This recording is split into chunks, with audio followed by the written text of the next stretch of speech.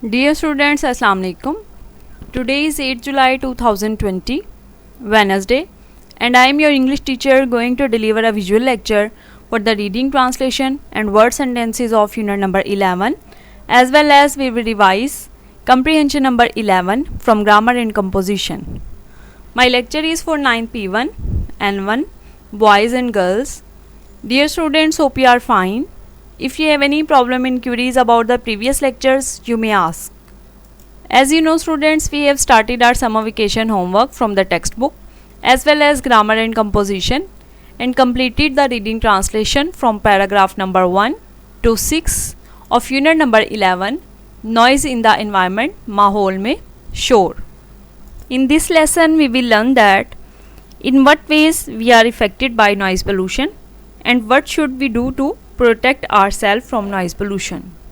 By reading the lesson, we will analyze cause and effect relationship of noise in the environment and negotiate solutions to the problem of noise pollution.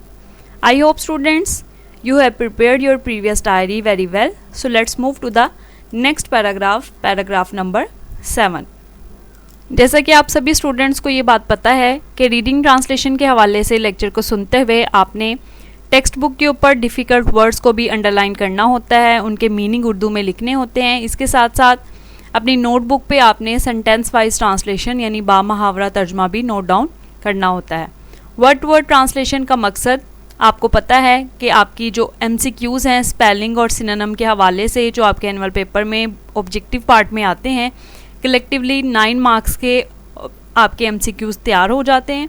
और sentence wise translation जो आपने annual paper में लिखनी होती है उसके लिए भी आप जो नोट्स तैयार कर रहे हैं वो बहुत ज़्यादा हेल्पफुल हैं. ठीक है, तो 7th पैराग्राफ देखें. इन पाकिस्तान में there is a dire need to bring down the noise levels. जैसा कि हमने पिछले जो पैराग्राफ्स हैं उनमें इसके जो इफ़ेक्ट्स हैं ह्यूमन बींग्स पे, ठीक है, और ह्यूमन हेल्थ पे, और इसके जो कॉजेज़ हैं, जो ज़राए हैं, सोर्सेज हैं नॉइज़ पोल्यूशन के, उनको डिटेल में देखा है. अब इसके बारे में जो प्रिकॉशंस हैं, ये जो स्टेप्स हैं, मेजरिंग स्टेप्स, उनको हम जो है वो नेक्स्ट जो पैराग्राफ्स हैं 7 और 8 उनमें पढ़ेंगे. इन पाकिस्तान में डायर नीड अशद ज़रूरत या शदीद ज़रूरत टू ब्रिंग डाउन कम करने की द नॉइज़ लेवल्स शोर की सतहें कमिंग फ्रॉम डिफरेंट सोर्सेज मुख्तलिफ ज़राए से, कमिंग फ्रॉम आने वाला. In Pakistan there is a dire need to bring down the noise levels coming from different sources. Pakistan में मुख्तलिफ ज़राए से आने वाले शोर के दर्जात को कम करने की अशद ज़रूरत है या शदीद ज़रूरत है. नॉइज़ लेवल्स के लिए हम शोर की सतहें या शोर के दर्जात दोनों वर्ड इस्तेमाल कर सकते हैं. The government must gear up and utilize various means to control unwarranted noise levels. Government हुकूमत must gear up को फ़ाल करना चाहिए यानी काम में लाना चाहिए, and utilize और इस्तेमाल में लाना चाहिए various means मुख्तलिफ ज़राए to control काबू पाने के लिए unwarranted गैर ज़रूरी noise levels शोर के दर्जात. The government must gear up and utilize various means to control unwarranted noise levels. शोर के गैर ज़रूरी दर्जात पे काबू पाने के लिए हुकूमत को मुख्तलिफ ज़राए फ़ाल करने और इस्तेमाल में लाने चाहिए. ठीक है, यानी कि जो डिफरेंट वेज़ हैं उनकी नज़र में, हुकूमत की नज़र में उनको काम में लाना चाहिए, उनको दोबारा से फ़ाल करना चाहिए और उनको जब भी ज़रूरत पड़े इस्तेमाल करना चाहिए.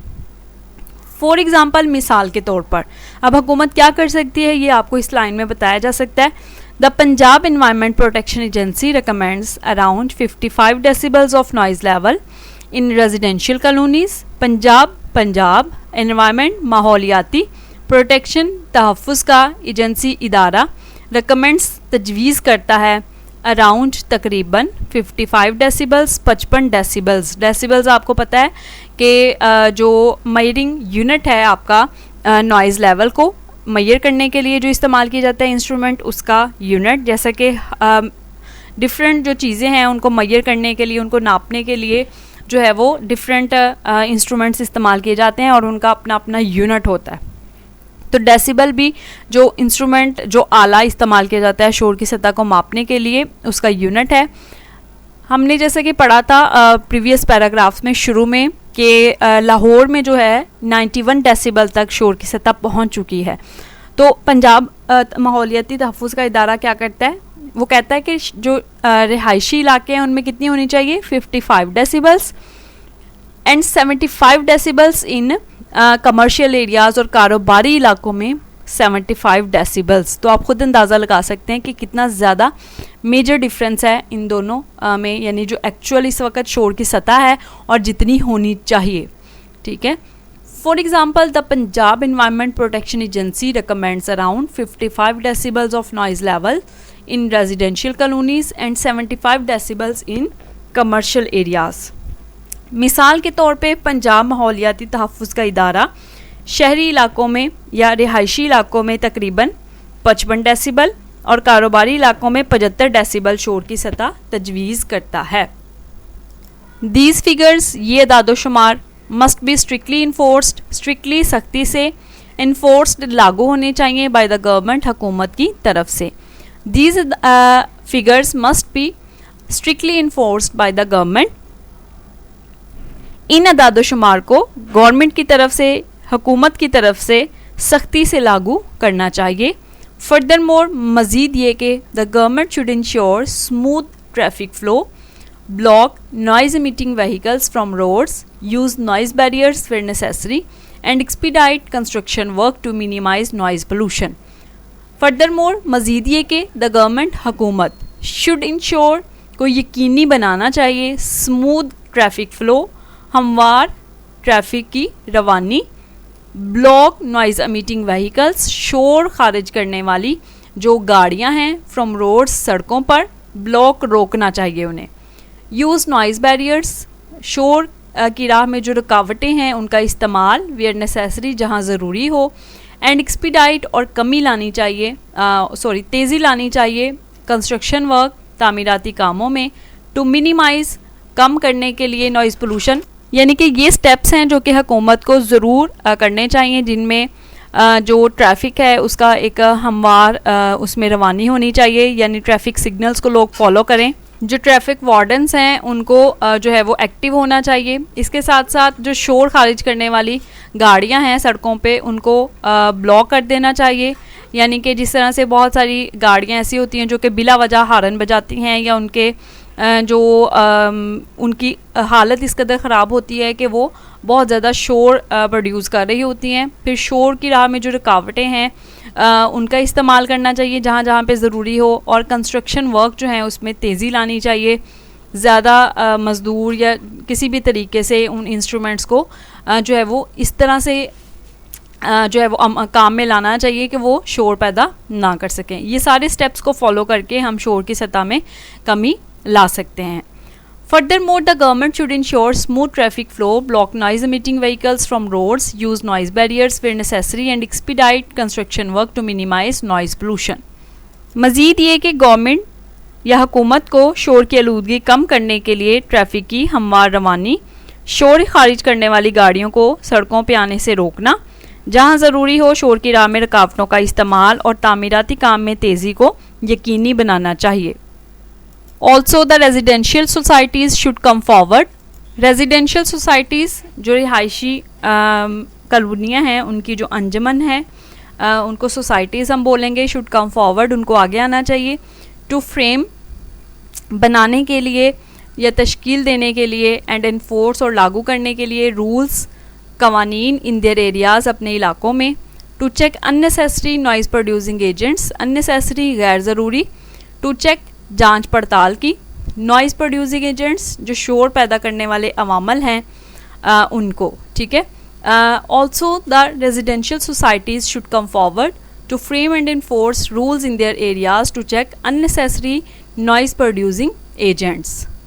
रिहायशी अंजुमनों को भी अपने इलाकों में गैर ज़रूरी शोर पैदा करने वाले अवामिल को रोकने, कवानीन तश्कील देने और लागू करने के लिए आगे आना चाहिए। Hospitals and academic institutions should strictly prohibit the use of mobile phones for better noise management. Hospitals, हस्पताल and academic institutions और तालीमी इदारे should strictly स्ट्रिक्टली सख्ती से प्रोहिबिट को मना करना चाहिए the use of mobile phones, mobile phone का इस्तेमाल फॉर बेहतर नॉइज़ मैनेजमेंट, शोर के इंतज़ाम को। Hospitals and academic institutions should strictly prohibit the use of mobile phones for better noise management. दफ्तरों, हस्पतालों और तालीमी इदारों में शोर के बेहतर इंतज़ाम के लिए मोबाइल फ़ोन का इस्तेमाल सख्ती से मना होना चाहिए। मोर ओवर, मज़ीद ये कि people should be discourage to speak loudly in these areas. People should be discourage, लोगों की हौसला शिकनी करनी चाहिए टू स्पीक लाउडली, बुलंद आवाज़ में बोलने से, इन दीज एरियाज़, इन इलाकों में। इसके अलावा इन इलाकों में लोगों को ऊंची आवाज़ में बोलने की हौसला शिकनी करनी चाहिए। ठीक है, ये आपका पैराग्राफ नंबर 7 था, जो कि ये 3 स्लाइड्स में हमने पढ़ा है। ठीक है, थोड़ा सा लेंथी है आपका ये पैराग्राफ, लेकिन इसको आपने ध्यान से सुनना है। इसकी सेंटेंस वाइज ट्रांसलेशन जो है, बामुहावरा तर्जमा जो आपने अपनी नोटबुक में लिखा है, उसको मैं रिपीट कर रही हूँ, आपने ध्यान से इसको सुन लेना है। In Pakistan, there is a dire need to bring down the noise levels coming from different sources. Pakistan में मुख्तलिफ ज़राए से आने वाले शोर के दर्जात को कम करने की अशद ज़रूरत है। The government must gear up and utilize various means to control unwarranted noise levels. शोर के गैर ज़रूरी दर्जात पे काबू पाने के लिए हुकूमत को मुख्तलिफ ज़राए फ़ाल करने और इस्तेमाल में लाने चाहिए।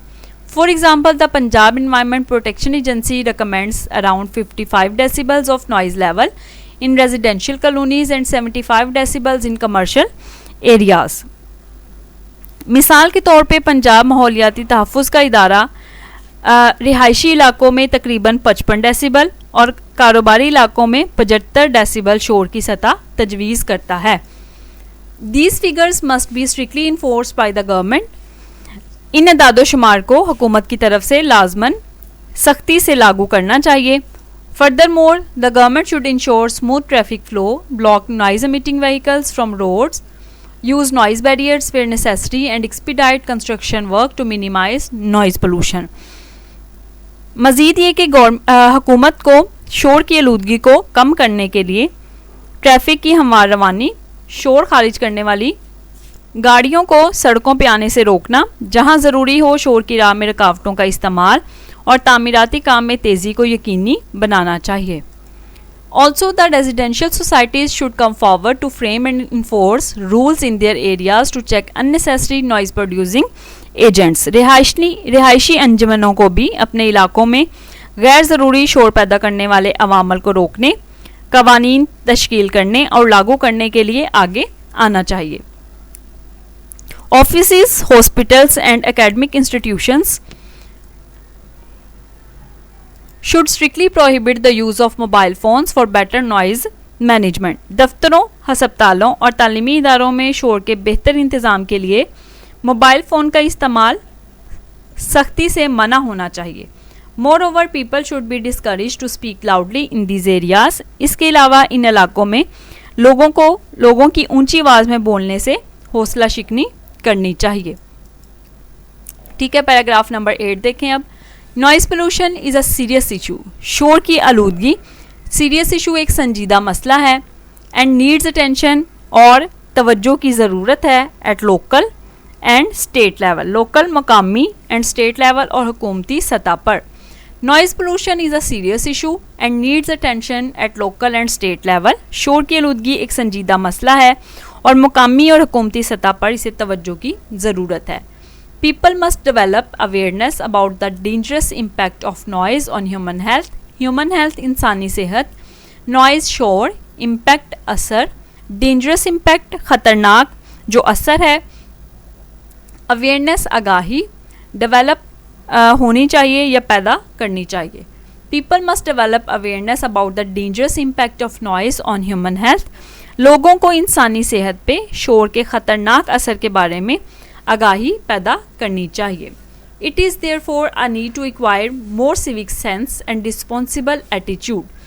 रिस्पॉन्सिबल एटीट्यूड जिम्मेदाराना रवैया और सिविक जो सेंस है वो शहरी एहसास या शहरी शऊर को हम कहते हैं। To avoid the unnecessary use of noise pollution irritants in the environment. Unnecessary गैर ज़रूरी यूज़ इस्तेमाल ऑफ नॉइज़ पोल्यूशन, इरिटेंट्स शोर के जो शोर पैदा करने वाले या आवाज़ की आलूदगी वाले अज्जा हैं उन्हें हम कहते हैं, ठीक है। It is therefore a need to acquire, acquire का मतलब होता है अपनाना। It is therefore a need to acquire more civic sense and responsible attitude to avoid the unnecessary use of noise pollution irritants in the environment. इसलिए माहौल में आवाज़ की आलूदगी के गैर ज़रूरी इस्तेमाल से बचने के लिए मज़ीद शहरी शऊर और ज़िम्मेदाराना रवैया अपनाने की ज़रूरत है। ओनली देन, सिर्फ इसी तरह आर कंट्री वुड बी, हमारा मुल्क वुड बी हो सकता है a much quieter and peaceful place, peaceful पुरअमन, क्वाइटर पुरअमन जो है वो पुरसुकून, प्लेस जगह, टू लिव इन रहने के लिए। Only then our country would be much quieter and peaceful place to live in, सिर्फ इसी तरह हमारा मुल्क रहने के लिए ज़्यादा पुरसुकून और पुरअमन जगह हो सकता है, ठीक है। ये आपकी रीडिंग ट्रांसलेशन थी, इसको आपने अच्छे तरीके से प्रिपेयर करना है। ये चैप्टर बहुत इंपॉर्टेंट है ट्रांसलेशन के हवाले से, थोड़ी सी डिफ़िकल्ट वोकैबुलरी है, लेकिन आप जब ध्यान से लेक्चर को सुनेंगे आपको इंशाल्लाह ताला बहुत अच्छे तरीके से इसकी समझ आ जाएगी। इसके साथ साथ हमने बेटा वर्ड सेंटेंसेस करने हैं इस चैप्टर के, ठीक है। सबऑर्डिनेटिंग कंजंक्शन के हवाले से ये सेंटेंसेस हैं। एक चीज़ अपने जहन में रखनी है कि ये जो वर्ड्स गिवन है एक्टिविटी में कहा ये गया है कि इनको सबऑर्डिनेटिंग कंजंक्शंस के तौर पे अपने सेंटेंसेस में इस्तेमाल करना है। तो कुछ हेल्पिंग बुक्स में या खुद आप अपने तौर पे, जैसे कुछ वर्ड्स है लाइक व्हेन है, ये क्वेश्चन वर्ड भी है, तो इसको जब आप क्वेश्चन वर्ड के तौर पे इस्तेमाल कर लेते हैं तो ये सेंटेंस गलत हो जाएगा, क्योंकि आपको चैकेट को भी पता है कि बुक में कहा ये गया है कि ये सबऑर्डिनेटिंग कंजंक्शन के तौर पे सेंटेंस मेकिंग में तैयार करें। तो इसलिए जिस तरह से ये आपको मैं इमेज की फॉर्म में दे रही हूँ, इसको आपने इसी तरह से याद करना है, अपनी नोटबुक में लिखना है। सिंस है पहला वर्ड हमारा, जिसका मतलब होता है से। Since you are not interested I would not tell you about it, चूँकि आप इसमें दिलचस्पी नहीं रखते इसलिए मैं इस बारे में आपको नहीं बताऊँगा। सिंस आप जो है वो सिंस और फॉर जो हम परफेक्ट टेंस में इस्तेमाल करते हैं परफेक्ट कंटिन्यूस में, वो नहीं इस्तेमाल कर सकते, वो गलत हो जाएगा। अनलेस जब तक के, you would not pass unless you work hard, जब तक आप मेहनत नहीं करते कामयाब नहीं होंगे। दाओ का मतलब होता है अगरचा, though he is poor he is honest, अगरचा वो गरीब है मगर दयानतदार है। वाइल जबकि, आई वाज स्टडिंग मैं पढ़ रहा था, वाइल ही वाज प्लेइंग जबकि वो खेल रहा था। ये कंपैरिजन के लिए हम इस्तेमाल करते हैं। एज जबकि, Slim collect stamps as it is his favourite hobby, Slim टिकटें जमा करता है क्योंकि ये इसका पसंदीदा मशगला है। व्हेन जब, I shall call you when I get there, जब मैं वहाँ पहुँचूँगा तो आपको फ़ोन करूँगा। आफ्टर बाद में, I shall call you after I get there, वहाँ पहुँचने के बाद मैं आपको फ़ोन करूँगा। ये वर्ड सेंटेंसेस बेटा आपने अपनी नोटबुक में लिख लेने हैं, इनको अच्छी तरह से आपने याद भी करना है। इसके साथ साथ ग्रामर एंड कंपोजिशन से हम जो है वो कम्प्रीहेंशन पैसेजेस कर रहे थे। कम्प्रीहेंशन पैसेज नंबर 11 अनसॉल्व जो है वो आज हमने करना है। कम्प्रीहेंशन पैसेज आपको पता है कि आपने जो है वो किस तरीके से प्रिपेयर करना है। पैराग्राफ को आपने बेटा रीड आउट कर लेना है, ठीक है, और क्वेश्चंस को आपने पढ़ना है, उसको अंडरस्टैंड करना है ध्यान से। फिर इसके साथ साथ आंसर्स को जो है वो आपने फाइंड आउट करना है पैराग्राफ में से। अगर आपको समझ नहीं आएगी तो आपने कम्प्रीहेंशन पैसेज नंबर 11 से रिलेटेड, अनसॉल्व से रिलेटेड जो आपका लेक्चर है डिटेल में दिया गया यूट्यूब चैनल पे, उसको आपने सुन लेना है। अगर फिर भी कोई प्रॉब्लम हो आपको तो आप वो मुझसे पूछ सकते हैं, ठीक है, लेकिन इसको अच्छी तरह से आपने रिवाइज कर लेना है। टेक्स्ट बुक से हमने जो डायरी की है वो आपकी रीडिंग ट्रांसलेशन और वर्ड सेंटेंसेस थी, जिसको आपने लिखना है दोनों को ही, सिर्फ उर्दू तर्जुमा और वर्ड सेंटेंसेस को। और ग्रामर का जो हमने काम किया है वो कम्प्रीहेंशन पैसेज नंबर 10 है अनसॉल्व, जिसको आपने रिवाइज कर लेना है प्रॉपरली। कम्प्रीहेंशन पैसेजेस जो आपको रिवाइज करने के लिए बेटा कहा है उसको आपने प्रॉपरली रिवाइज किया करना है, ठीक है। 11 आपके पैसेजेस हो चुके हैं आज, बाकी के भी इंशाल्लाह जो है वो कम्प्रीहेंशन पैसेजेस जैसे ही कंप्लीट होंगे हमारे, उसके बाद हमने लेटर्स की रिवीजन शुरू कर लेनी है। ये रिवीजन जो है वो आप जब तक आप प्रॉपर नहीं करेंगे आपकी ग्रामर की अच्छी तैयारी नहीं होगी, क्योंकि आपको पता है कि कम्प्रीहेंशन पैसेजेस और लेटर्स आपका मेजर क्वेश्चन है। 10 मार्क्स का आपका कम्प्रीहेंशन पैसेज आता है, ठीक है। तो आपके टेस्ट में अगर नहीं भी दिया जाता तो कम अज़ कम आप इसको अच्छे तरीके से प्रिपेयर करें। Thank you so much students. If you have any problem in queries you may ask in comments. Allah ताला आप सबको अपनी हिफ्ज़-ओ-अमान में रखे.